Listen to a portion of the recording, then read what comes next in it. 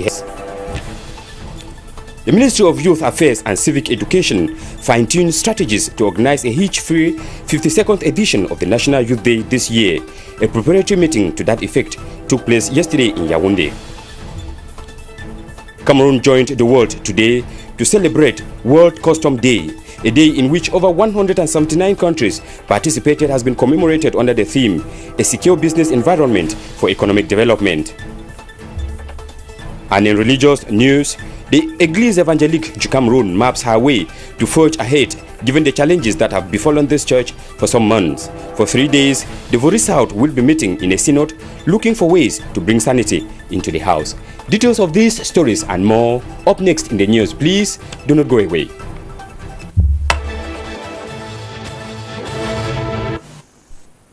Good evening, ladies and gentlemen, and welcome to the prime time edition of the news here on DBS Television this 26th day of January 2018. We begin the news in Yaoundé. A steering committee of the National Lake News Safety and Rehabilitation Program met in Yaoundé today, January 26, with the United Nations Development Program, UNDP, and the European Union to decide on measures for the voluntary return of displaced populations following the disaster of August 22, 1986. The meeting was chaired by the Minister Delegate to the Ministry of Territorial Administration and Decentralization in charge of decentralized territorial communities, Jules Doré Ndongo. At the end of the meeting, Minister Jules Doré Ndongo explained the entire program in the following excerpt as selected by Vernasius in Yaoundé. The program we are running today in the Lake News site, we launched it. It has been taking place from 2008 and 2010. We had three main objectives. First, to degas the lake by taking out the gas from the bottom of the lake. Then we had to reinforce the dike in order to prevent it from breaking down and to avoid floods going down to the valley and devastating villages. Thirdly, we had to rehabilitate and tar the road from the village to the Lake News site. We did it, and today we think people can already start coming back to the site. But there are some actions to be taken. That's why we are here, to see, to discuss, exchange, and come out with new solutions in order to improve the situation and help people to go back to their former sites. We remain in Yaoundé, where the Ministry of Youth Affairs and Civic Education is set to organize a successful commemoration of the 52nd edition of the National Youth Day to be celebrated on the 11th of February this year. Minister Monona Fotso got the assurance during the last preparatory meeting that took place in Yaoundé yesterday. We have details once more with our Yaoundé-based correspondent, Vernasius. It was with the singing of the national anthem that the second preparatory meeting ahead of this year's National Youth Day kicked off this Thursday at the Ministry of Youth Affairs and Civic Education in Yaoundé. Less than 3 weeks to the celebration of the 52nd edition of the Youth's Bonanza, Minister Monona Fotso wished to take stock of advancements of preparation so far. The Mahngeh boards passed under review the work done so far by the different organization sub-commissions and listened the minute readings of the first meeting of December while appreciating the rather positive readiness rate in the other regions of the country. Minister Monona Fotso called on the various sub-commissions to work for a positive result. He reminded the Communication Commission to prepare publicity spots to be aired on radios and televisions while warning all commissions of the fact that all documents or banners should be published in the two official languages, that is, French and English. This year's celebration has an innovation that it shall be commemorated for 11 days instead of a week like before, and that youths of the diaspora shall not be left out of the party. As a matter of fact, the launch of the 11-day youth activities to hold between the 1st and the 5th of February shall be done simultaneously in Washington in the United States of America and in Yingi in the littoral region of Cameroon. The 11-day activities, which shall be centered at the National Museum, will comprise a diverse menu. we have named the Youth Village, which is going to take place at the National Museum. At that level, we are going to have various activities like the Youth Parliament, which we are going to have participants coming from all over the national territory. They are going to be selected according to the number of parliamentarians who are at the level of the National Assembly, and the theme on which they are going to work is on digital economy. We are going to have other activities like citizenship education, which is going to take place during the whole day and all the 11 days. The students are going to come from different subdivisions, and they are going to pass the whole day, and we are going to drill them and rearm them morally and cultivate the spirit of national integration. This final preparatory meeting had the foretaste of the marching movements and choreography that shall be executed by our youths on their great day. We come back here in Douala, where a number of families are left stranded around the Douala seaport after their houses were demolished at Mahngeh. Student journalist Seka Zubairatu tells us that these families seem frustrated as they do not have where to go to. Her report. The inhabitants of the Mahngeh neighborhood around the Douala seaport got up on Tuesday morning to sounds of caterpillars and bulldozers bringing down their houses. The demolition started around 1 a.m. in the morning. It's true that we were warned, but the divisional officer did not tell us when it was going to happen. And some people have lost a lot of property because there was no time for us to carry them away. Some inhabitants struggle to transfer their property to safer places as the caterpillars continue the demolition under the supervision of some authorities. Reasons for this demolition is to create space around the port that will enable fluid traffic and avoid congestion that is always the major problem around the port. In addition to building their houses on land meant for the Douala Port authorities, most especially their houses stretched to the road usually cause traffic jam. According to some sources, these houses needed to be cleared up from the area, which will in the days ahead see a transformation with electrification works as well as installation of potable water scheduled to take place. That notwithstanding, one of the inhabitants complained that they were not aware of the demolition as some people have lost some of their property. Still, as the saying goes, another man's need is another man's poison. I am happy that the houses are demolished because now I can have enough iron to sell and make money. I can have about 3,000 francs to about 10,000 francs a day. However, some inhabitants said they had long been warned to quit the area, with Saint Andre marked on most houses to be demolished for the developmental issues. Over in the West region, stakeholders in the health domain for the West region have held their second coordinating meeting to assess the implementation of planned activities geared especially towards reducing the rate of women dying during delivery. The meeting took place in Fumbot, as we hear in the following report by Jalo Buba. A reasonable amount of efforts is said to be carried out, all in a bid to bring to the barest minimum the number of women dying in the course of delivery. The coordination meeting of those involved in the health-related domain in one way or the other in the West region to improve on the health sector met recently in the town of Fumbot. The come together was aimed at making an assessment of activities they plan to carry out in the different health facilities, notably reducing the risk of women dying during delivery. After information sharing, the coordinator revealed that they have recorded a success rate of 70%, and more emphasis will be focused on capacity building and ensuring that health personnel work within the spelled out norms. We remain in that part of the country where the Social Democratic Front Party's Regional Executive Committee for the West region has met. This was to prepare for the upcoming National Elective Convention to take place on the 22nd and 24th of February in Bamenda. Rael Ule Abia has details in the following reports. The executive committee met at the regional headquarters of STF in the West region to discuss on the way forward as to the party's involvement in the upcoming elections. While they prepare for the 2018 February elective convention in Bamenda, the committee had the opportunity to listen from the different district heads of the party in that region. They presented their plan of action and did not forget to talk about their investiture candidate at the regional level.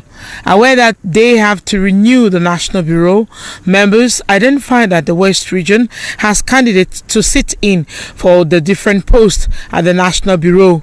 But they need to show proof of a cohesion and support to one another. They also noted that the party has been quiet in some districts, but despite that, the party has been quite busy in others. Their presence at the political realm as an opposition party still remains indisputable. However, they would not stay arms folded and wait on the National Congress to decide for them. They have to put their hands on deck to make it work. Like we heard in the headlines, the customs in Cameroon have joined their counterpart the world over in commemorating the 2018 Custom Day this Friday, January 26. This year's day has been commemorated under the slogan, "A secure business environment for economic development." Jallo Buba pens the origin of this day in the following report.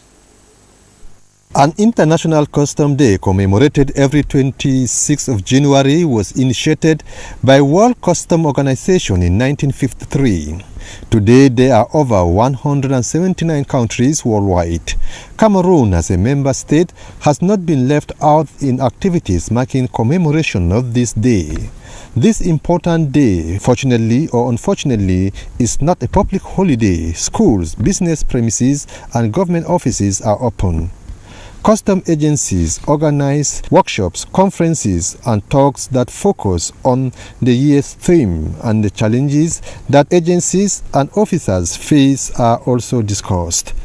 The World Custom Organization has dedicated 2018 Custom Day to the security of business environment with the slogan, "A secure business environment for economic development." The Custom Organization played a vital role in stimulating the growth of legitimate international trade. Its efforts to fight against fraudulent business transactions is recognized worldwide, promoting the emergence of honest, transparent, and practicable custom environment which can directly contribute to the economic and social well-being of the members of the custom sector is said to be one of the carry-home message as they commemorate this year's day. In today's environment, generally characterized by instability and ever-present threat of terrorist activity, the customs are faced with challenges of facilitating international business. Up in the Adamawa region, the 2018 edition of the Festival of Arts and Culture has opened in Gaoundéré. The event that was placed under the auspices of the Minister of Arts and Culture, Professor Vernasius Kombi, is taking place with the theme, Promoting National Integration Through Culture. Ajara Ali tells us more. The rich cultural jamboree of the Festival of Arts and Culture opened its doors in the town of Gaoundéré, the Adamawa regional headquarters. Held under the theme Promoting Cultural Integrity, participants came from the 10 regions of the country to showcase their cultural diversity. Chaired by the Minister of Arts and Culture, Professor Vernasius Kombi, he used this occasion to call on participants to be at home and showcase their rich heritage through this grand event. We have the opportunity to illustrate the relevance of this theme of cultural diversity, national identity, and national unity in our country. The Adamawa region is very rich as far as cultural resources, touristic resources are concerned. We are very happy to be here because this very solemn opportunity shows us that all Cameroonians are sharing a common cultural heritage. However, from their outfit, we can depict their area of origin. This cultural event that kickstarts this day, 25th of January, will last for 2 days with events like cultural manifestation, musical concerts, roundtable debate, just to shortlist the few. And culture is what makes us us. We talk some religious news. The 4th Regional Synod of the Église Évangélique du Cameroun, Vuri South, opened today in Subum, Douala 3 Council area. For 3 days running, participants shall be exploring ways of moving the church forward. Philip Sote completes the story in the following report.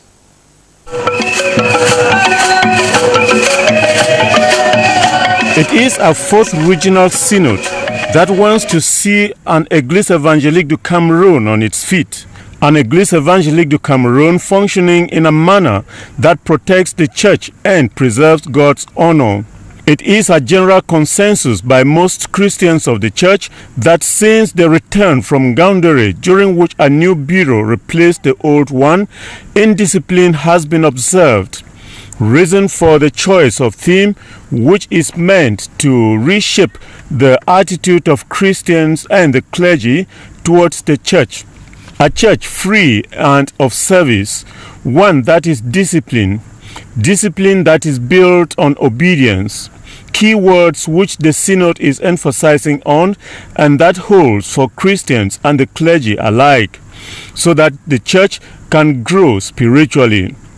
They are wondering aloud why church service is fluctuating from one church to the other, giving the impression that one is in a different church. Participants at the Synod are therefore advocating for a development-oriented church, a church of change, a church that reinforces its capacity to better train God's people, to better evangelize. Reason why the Wuri South region wants to be rooted in discipline and to act as a unit, looking forward in the same direction in thought and action.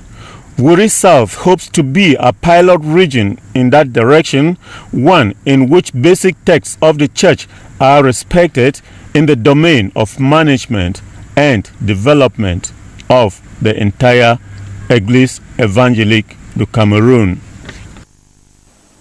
And with that religious news, we talk news out of the country. How to tackle corruption in Africa is top on the agenda of the African Union Summit, which is underway in Addis Ababa, Ethiopia. The summit is meeting under the theme, Winning the Fight Against Corruption, a Sustainable Path to Africa's Transformation. We have details with VOA correspondent. The 2016 Corruption Watch report indicated that the most prevalent types of corruption reported over the past few years center on abuse of power, followed by bribery and then procurement corruption. Attendees have said that corruption is one of the most urgent issues to address.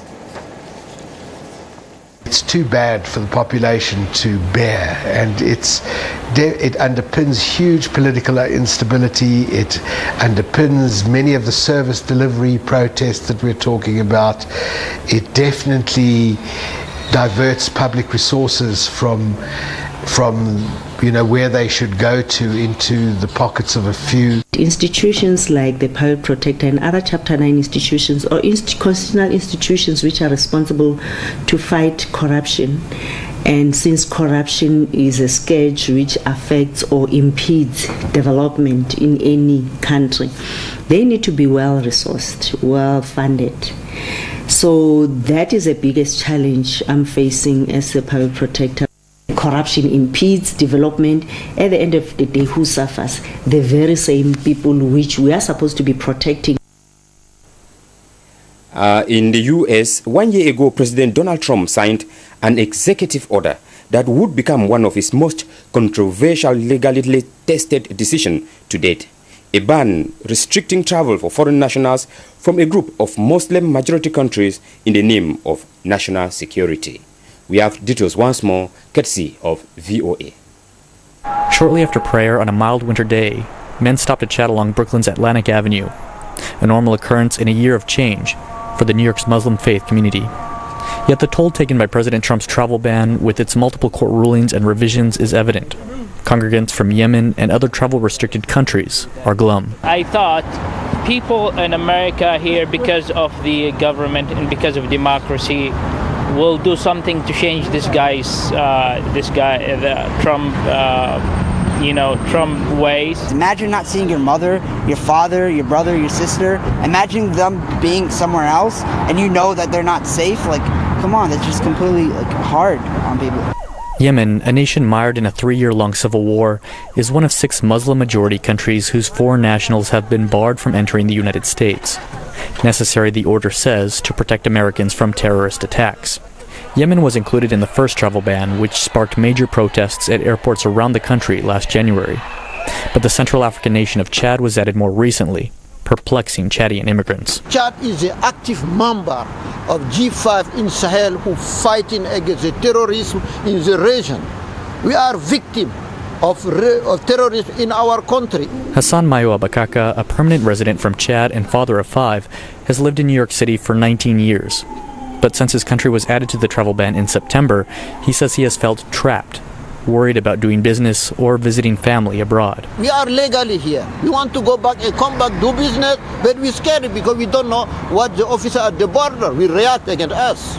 Unlike Mayo Bakaka, Mohammed Musla, a permanent resident from Yemen, has traveled to the region since the ban was enacted. Though the ban doesn't affect him directly as a green card holder, he says the security treatment he received in airports has noticeably changed. They ask you a lot of questions. They take your phone, they have to see inside what you have, what picture you have. This is crazy. I never got this before. Travel agent Wada Mubaras, whose company caters to a majority Yemeni population, says bookings have been down by more than 50% over the past year. If it is a ban take a long time, maybe we shut down the business. Maybe we'll lose everything. And his ailing mother is stuck in Yemen. We can live without business. It's not a big deal, but we can't live without family. Ramon Taylor, VOA News, New York. It is with that news from US that we come to the end of this edition of the Primetime News here on DBS Television, this 26th day of January. Programs continue here on DBS Television. The news comes up at 9 p.m. with Eve Mokuri. As for me, we would be together again some other time. Until then, good night.